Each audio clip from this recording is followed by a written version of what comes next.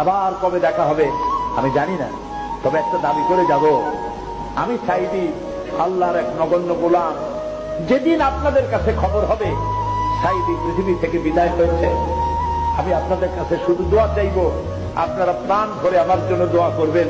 আল্লাহ রাব্বুল আলামিন কিয়ামতে আমাকে যেন ক্ষমা করে দেন, আল্লাহ পাক তার জান্নাতের ভিতরে যেন জায়গা তৈরি করে দেন। আমি শুধু আপনাদের দোয়া চাই। আর কিয়ামতে আমি চাই যারা আমাকে ভালোবাসলেন, যারা আমাকে মহব্বত করেন, তাদের সংখ্যা আমি জানি অনেক অনেক অনেক বেশি। আমি আল্লাহকে বলবো, আল্লাহ আমাকে যারা ভালোবাসে এরা আমার মায়ের পেটের ভাই না, এক জেলার মানুষ নয়, অথচ আমাকে ভালোবাসে শুধু দিনের জন্য। একদিন এই চেয়ারে সাইদি থাকবে না, হারিয়ে যাবে একদিন, এটাই স্বাভাবিক। মাওলানা শামসুদ্দিন থাকবে না, সাইদি থাকবে না। প্রিয় ভাই সব, আল্লাহর কসম, এই দোয়া কবুলের ভিতরে সাইদির কোন কেরামতি নাই, কোন কারিশমা নাই, আল্লাহর কসম। এখানে যে দোয়া যদি কবুল হয় তার একমাত্র কারণ কালামুল্লাহ, আল্লাহর কোরআন। আমি অযোগ্য, আমি অপদার্থ, আমি আল্লাহর এক গোলাম।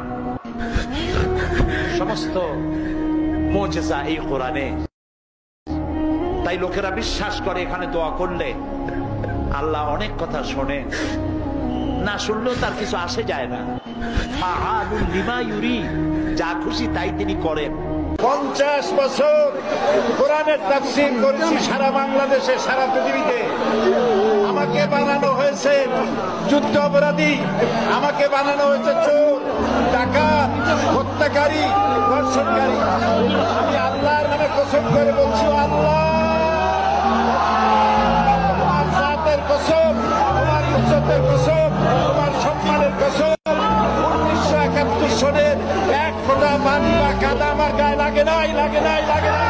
আমি জানি না আগামী দিন অথবা আগামী বছর আপনাদের সাথে এই জায়গায় দাঁড়িয়ে আমি বক্তব্য রাখতে পারবো কিনা আমার জানা নাই, আল্লাহ পাক ভালো জানেন। আমি আমার আবেগ দিয়ে কথা বলে গেলাম জাতির কাছে। আমি যেন দেখতে পাচ্ছি জাতি জাহান্নামের দিকে এগোচ্ছে, প্রতি পলে পলে, প্রতি মুহূর্তে মুহূর্তে। ও আমার জাতি, আহা! শাহ আতাউল্লাহ বুখারী রহমতুল্লাহ আলাইহি তিনি বলেছিলেন, 40 साल तक कब्रिस्तान में आजान दिया, कोई मुर्दा जिंदा नहीं हुआ। 40 বছর পর্যন্ত কবরস্থানে আজান দিলাম, কোন মুর্দা জিন্দা হলো না। আমি 36টা বছর চিল্লাইলাম,